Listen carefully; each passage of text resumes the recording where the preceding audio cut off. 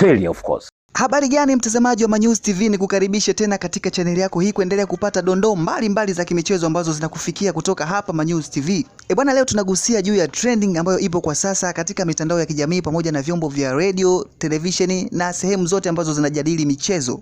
Baada ya interview aliyoifanya mheshimiwa diwani wa kata ya Kariakoo na mwanachama wa klabu ya soka ya Young African Sports Club Haji Sunday Manara maarufu kama Bugatti kupitia kituo cha utangazaji cha Crown Media hapo juzi, akiongelea mambo mengi yanayohusiana na mwenendo mzima wa soka la Tanzania pamoja na vilabu vya soka nchini. Pia aliongelea safari yake ya kuhama kutoka katika klabu ya soka ya Simba Sports Club na mpaka kuja kuwa mwanachama wa klabu ya soka ya Young African Sports Club.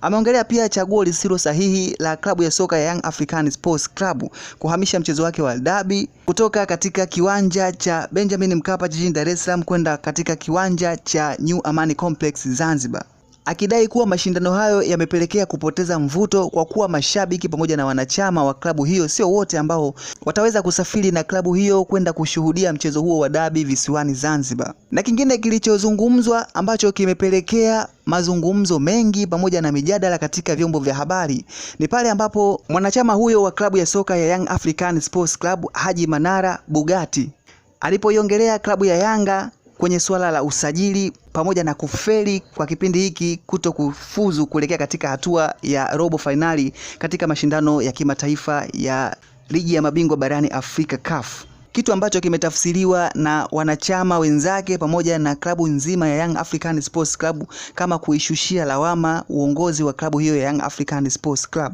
Amegusia sehemu mbili ambazo zimefeli katika msimu huu wa mwaka 2026. Amesema ni kwenye upande wa kushindwa kufuzu katika hatua ya group stage kuelekea katika hatua ya robo finali kwenye ligi ya mabingwa barani Afrika, na kingine kilichofeli katika klabu hiyo ni pale ambapo klabu hiyo imekuwa ikisajili wachezaji mara kwa mara pindi ambapo dirisha la usajili linapokuwa limefika.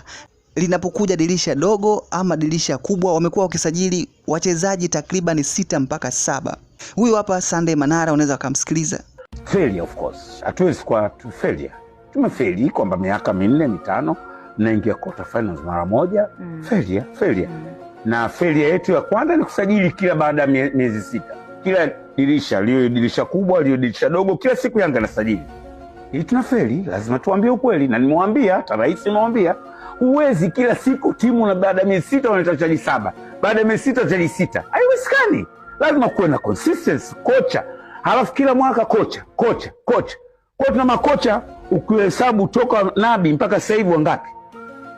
Huwezi kushinda Champions League. Nimwambia very clear kwamba pamoja na sifa nzuri ninazowapa kwamba hawashutumu wachezaji wanaendesha mambo kisasa, lakini lazima tunaruhusu wachezaji 10. Akaongezea kwa kusema hapo, leo hii pale tumejaza wachezaji wa kigeni mpaka wengine hawapati namba, wanakaa benchi. Huko ni kufeli. Tunasajili wachezaji wa kimataifa ambao hawana uwezo. Kwa nini tusitafute wachezaji wa kiwango kikubwa? Hata kama gharama yao ni kubwa, ila tu tunahakikisha unawachukua wachezaji 8 tu wa kigeni ili uamudu kuwalipa ili kusudi wakuletee matokeo mazuri, kuliko kujaza wachezaji wa kigeni ambao ni wa gharama ndogo na uwezo wao ni mdogo.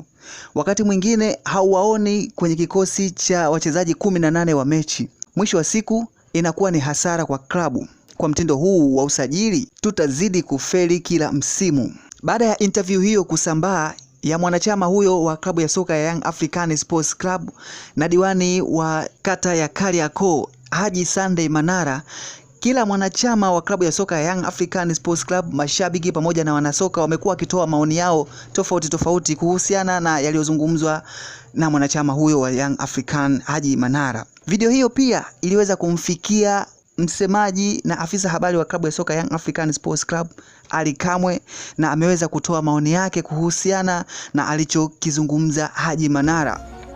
Wanasema dabi bwana imepoteza mvuto. Mtu kabisa wa Yanga. Dabi imepoteza mvuto bwana. Simba ashafungwa sana. Mtu wa Yanga huyo. Poteza mvuto, dabi ishafungwa sana. Dabi tuilindeje yani, kwa mfano tuilindeje? Haya wewe Yanga unataka tuilindeje dabi yani? Kwamba tusipeleke timu tufungwe. Ndio Yanga tuko hivyo. Ndio wanasema chunguzeni kauli za watu. Ndio Yanga yani kwamba eti bana dabi hii imepoteza mvuto hii dabi. Simba ashafungwa sana, ndo mtu wa Yanga huyo. Hatutajibu kunguni yoyote yule, hatuta entertain chawa yoyote yule.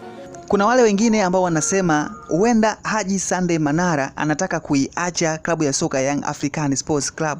Kwa hiyo anatafutia sababu aweze kuondoka klabuni hapo, kwa sababu nafasi ambayo alitegemea angeipata pindi ambapo anaingia katika klabu ya soka Young African Sports Club ya kuwa afisa habari na msemaji wa klabu hiyo ya Young African ilikuwa tayari imeshashikwa na Ali Kamwe. Kwa hiyo akabaki kuwa kama mwanachama wa kawaida wa klabu hiyo. So anatamani kurudi tena kule alikotoka.